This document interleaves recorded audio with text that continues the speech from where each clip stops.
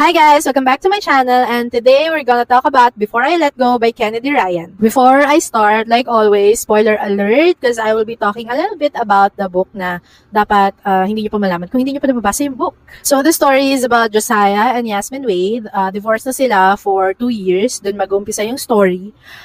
Pero despite being divorced for 2 years now, meron silang 2 anak and meron silang business. So ang mangyayari is they will be co-parenting and will be business partners para magpatuloy sila sa buhay nila. This is a story about second chances, love after divorce, and a lot of healing. Hindi naman super haba ng novel, pero this feels like a slow burn. Kasi pinapakita talaga kung paano slowly nag-fall in love again si Josiah and Yasmin sa isa't isa.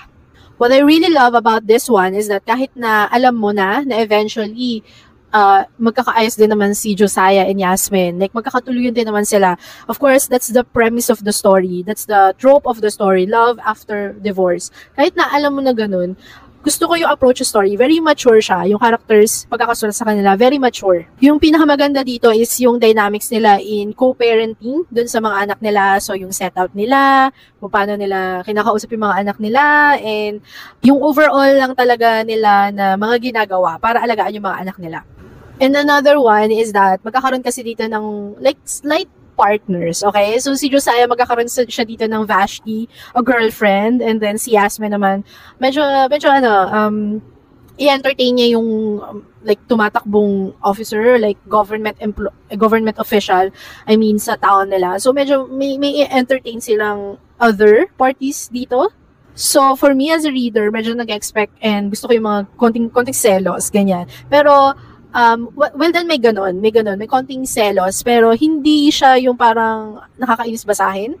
Kasi yung approach ng characters, approach ni Josiah and Yasmin dun sa other parties na yun, hindi sila unreasonable. Kumbaga, si Yasmin, tinitreat niya si Vashti as someone na magiging partner ni Josiah. So, tinry naman niya sarili niya maging welcoming kay Vashti, ganyan. Kahit na internally and sa POV niya medyo nagsiselos na siya. Ganun din naman si Josiah dun sa other na almost naging partner din naman ni Yasmin. Although hindi naman din masyadong humaba yun, ganyan. Pero hindi naman din siya nakipag-away. Ano mga unreasonable na away or galitan, ganyan. Walang ganun. So, mature yung approach ng characters dun sa other third parties. Medyo may selos sa POV nila. Pero they did not act unacceptable for me. Another one that I really love is the topic of therapy. So, malaking part yon ng growth ng characters, ng lahat ng characters dito. So, iba yung perspective ni Yasmin, iba yung perspective ni Josiah, and iba yung perspective ng mga anak nila dun sa like the night, kung kailan sila nag-awa, and ultimately, nangyari yung divorce. So, iba-iba yung perspective nila, and yung approach na parang iba yung naging processing nila dun sa situation, and eventually, diniscuss yun sa book.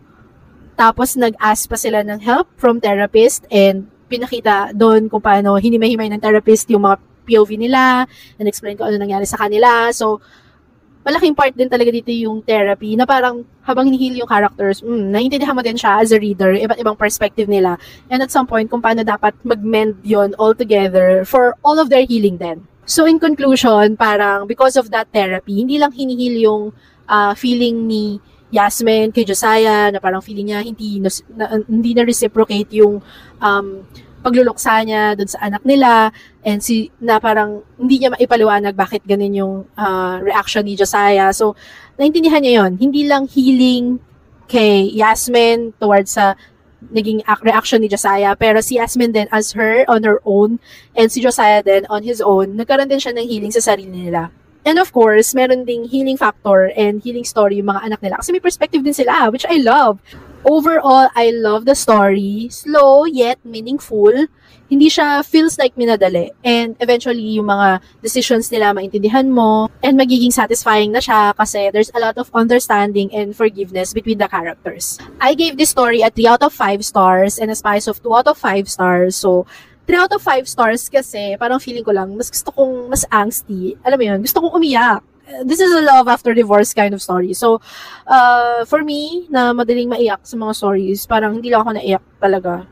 Kasi parang before pa ako maiyak, na-mend na yung feelings ko. Ganyan. So, hindi siya angsty for me. Yung Spice naman, it was well written and sapat lang yung feeling mo dun sa Spice. Overall, I love the story. I will be checking out the other books and the series na tungkol naman sa mga kaibigan ni Yasmin, ganyan. So, I'm excited to know their story as well. Iyan lang, and thank you for watching, and see you on my next book review. Bye!